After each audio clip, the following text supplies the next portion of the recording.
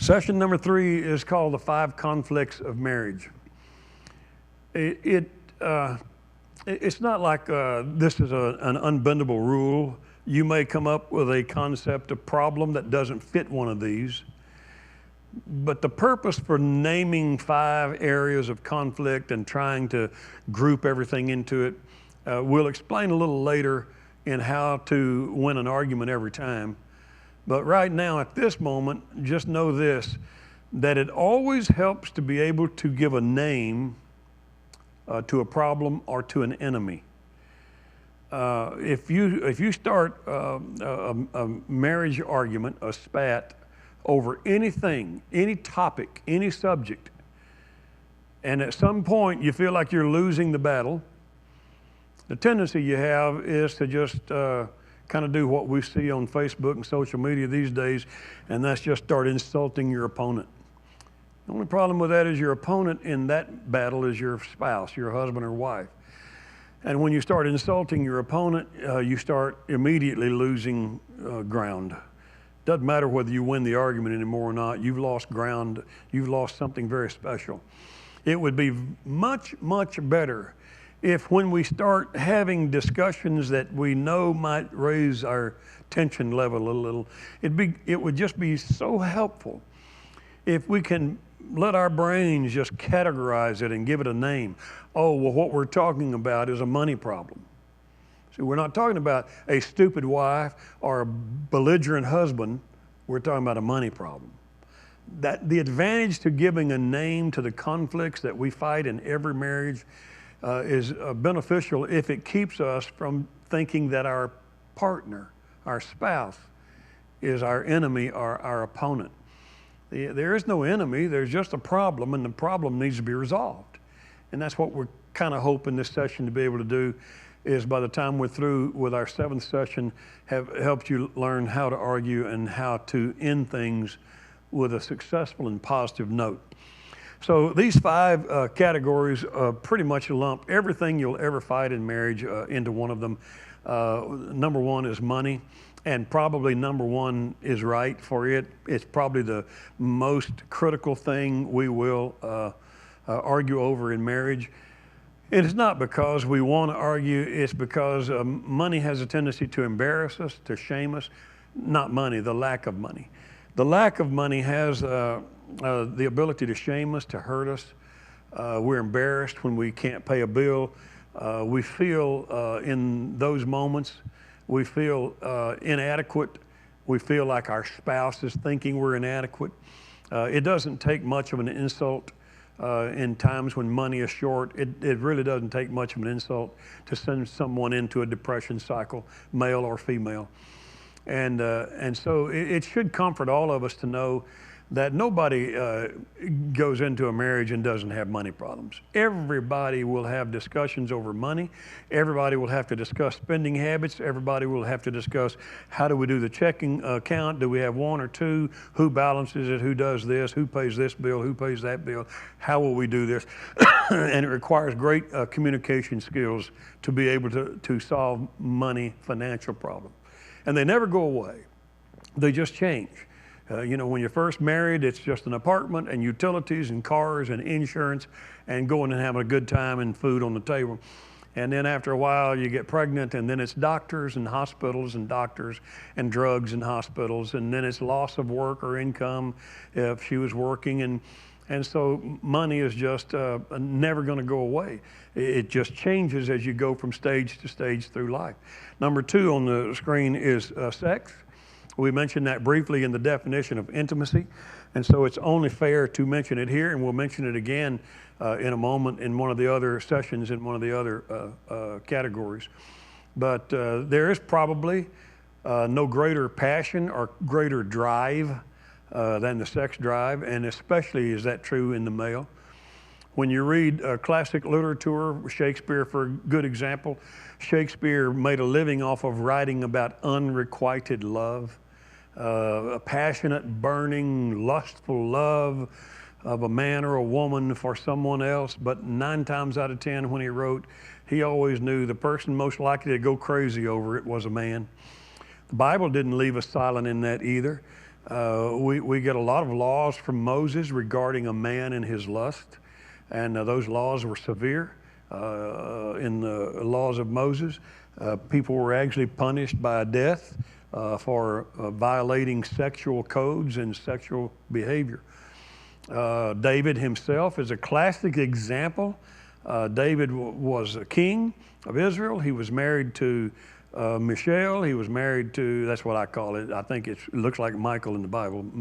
It was Saul's daughter, Michelle. He was married to Abigail. I don't know how many other wives he had. He had a harem. And yet one day he looked out the window of the palace and there was a woman taking a bath on the roof of her house.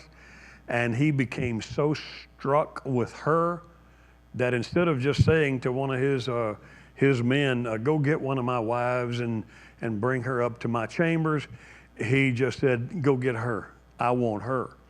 And his lust overtook him and his vanity got him, and that drive is just absolutely enormous. Solomon wrote the book of Proverbs to sons who might one day become kings. They were young princes. And writing the book of Proverbs, when you start reading it, you realize he says, my sons, my sons, my son, take heed to what I'm telling you, my son, listen to this. And man, for about 6 or 7 chapters, he just can't get away from sexual things. Don't be taken with the other woman. Don't be taken with a strange woman. Don't go to prostitutes. That's common. People do that. Don't you do that. You rise above that. And it's like he just felt like, man, they need a lecture, because he never stopped for several of the chapters. He was just constantly going back to that. And if a married couple doesn't recognize the power and the passion and the drive that sexual behavior can have on the human heart, the dynamic of the relationship, then they're going to struggle. Number 3 is family relationships. Big, wide cover. That can mean too much influence from in-laws. That can mean stepchildren from a previous marriage. That can mean an ex-husband or an ex-wife who won't leave you alone. Anybody connected in your family that you have to have a relationship with because you now married into that family, those areas are always there that just constantly have to be worked on. Number 4, religion. If you marry someone who's not of your same faith, good luck. That'll be a tough battle. I know nowadays we're like, well, we're non-denominational. That's not what I'm talking about. If Christians try to marry Jews, which they do, and Christians try to marry, someone from another faith, Muslim or Hindu, it's all right when you're in love with each other and you can make it last and you can make it fun and you can make it exciting. And you may not ever have a problem until a child is born. And when a child is born, all of a sudden our religious connection, our faith starts calling to us. And we want to pass it on to our child. And so when you have completely opposite religions and husband and wife want to both pass their religion and their faith on to a child, the best you can hope for is probably a very confused child. Even if one spouse gave up and said, you raise a child by your faith, I'll just accept it, they're going to hell or whatever you decide, and I'm being maybe a little facetious, but not much. Even if they did that, as the child grows and becomes logical and reasoning and thinking, the child will say, well, why isn't dad or why isn't mom like you say we're supposed to be? So it's a very awkward mix. And in the Old Testament, back to the primary design and the foundation of all things, back in the Old Testament, when you read Scripture and Moses encouraging a marriage of kind, he's not talking about race. Race is not a factor in the Bible. No matter what a handful of people are trying to say these days, race is not a factor. But nationality was. Jews were expected to marry Jews, and that was the hope of every Jewish parent, was that this child, Miriam and Aaron, turned against Moses' leadership because he married a woman from Ethiopia. Some people say, and then try to make this a racial thing, that they were upset because Moses married a black woman. There's 2 things wrong with that premise. Number 1, we don't know but what Moses wasn't black. We don't know he wasn't a white European. So he may have been black. And the color of skin is never named. The other factor that we completely tend to overlook sometimes is their anger and their pride was in the Jewish people. It was the Jewish people that had been rescued from Egypt and now set apart by Moses and being led by Moses. And now he brings his wife from Ethiopia up. She's not a Jew. In fact, he made his grown sons be circumcised, trying to adopt them into the Jewish tribe. So it was just an awkward thing for her. And God punished her for it and didn't want that to be the premise of her or Aaron or anyone else. But it gives us a great peek into mixing a marriage with different religions. And so nowadays in America, pretty much Christian churches are trying to get along better than they ever have before, and maybe largely because non-denominationalism has outgrown every denomination on an individual basis as people move away from austere tradition and just trying to blend together in faith in Christ. But you're going to have conflicts in religion, and you may not have them until a child is born. But when that child is born, it's very important that you and your spouse have agreement in your faith. Number 5, personal habits. You don't know a thing about a person until you marry them. Even if you hang out a lot together ahead of time, we're all masters at hiding our worst flaws. And then we hide them until we're married. It's almost like you flip a switch. We hide them until you're married. I don't think I ever passed gas in a car on any date in my life. But it was like the minute I was married, it was like, okay, now I can. I probably passed gas the first day after I was married, driving back from Galveston because, well, I could. What's she going to do now? She's married to me. You don't know how well a person is with their cleanliness. You don't know if they clean out the dirt between their toes. You don't know if they have horrible foot odor. You don't know if they scratch their belly or other parts. You don't know how anybody is until you're married to them. What you know before you marry is the image they want you to see. And we're good at presenting an image. But after you're married, just hang on, because you're going to have some conflicts over laziness and cleanliness and odors and burping and sounds and attitude and tone of voice and screaming on the highway, road rage. You have no idea what a person's like until you've been married to them for a while. And so it's imperative that you have something really, really strong pulling you together, just in case 1 or 2 bad habits emerges after you're married, because those habits that emerge after you're married, they didn't start after you were married. They were just suppressed while you were dating. They're long ingrained in that man or woman. They're long ingrained in there. They just put them on a temporary hiding until while you were dating, until you were married. And so it's hard to break old habits. Sometimes they can be broken. But these are the areas that cause us conflicts. This is where we get all of our arguments. All of them come through this territory right here. And so there are various ways to handle when we start realizing, we're not agreeing on money, sex, family relations, religion, personal habits.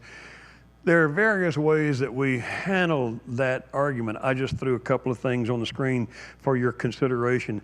One is we just try to avoid talking about it, and we just let them be whatever they are. The only problem with that is if it's driving us crazy and it really irritates us, and we're afraid that if we don't say something, they're never going to change, then you have to resort to really not liking that person for a long, long time, or not liking the way that habit makes you feel. So if you just avoid it and don't ever talk about it, they're going to stay the way they are. You're going to stay not liking the way they are, and you both lose. Second thing on the screen is we compete. We can try to win this argument. I can just get into it with you, and if you don't stop it, I'm going to do this. I mean it. And then we make them stop. But because they were badgered into it, then they resent. So they stop something just to make you happy. And so you got the problem stopped there, but you created a new one you don't see, and that is they resent you. In that, one of you's won, the other one has lost. Or sometimes you win and lose together. And then there's accommodation. If you just accommodate a person, again, you suffer, they win. And then there's compromise, where well, we'll compromise and let's try this, and you do it on Wednesday, and we'll do this, and that's okay. Except then you always got, well, I win sometime, he wins other times, and that's not great. And the final one up there is just collaboration. I started to say communication, but I didn't. It's just collaboration. Just learning how to communicate and say, this is why. The problem we make, and we're going to discuss that in the next session. I'm going to show you how to argue in the next session. But the problem we make sometimes, collaboration is just a way of saying tit for tat, I suppose. Look, I know you don't think that this is a big deal when you do this, but it bothers me, and here's why it bothers me. And then really have reasoning and logic behind why it bothers you. Because what you're trying to do is not make a person obey you. What you're trying to do is convey to a person a genuine feeling that you have, a genuine thought that you have, a genuine concern. It's really valid. It's a valid thing if it's bothering you, and it needs to be expressed with validity instead of intimidation and argumentativeness and I'm going to win and you can't do that anymore. If you just learn to collaborate, if you just learn to say, I want to explain something to you, and then you don't get offensive because they want to explain something, you get to hear it. I'll tell you how not to be offended in the next session. That concludes session 3 of 7. Session 4 of 7 will be how to argue and win, really.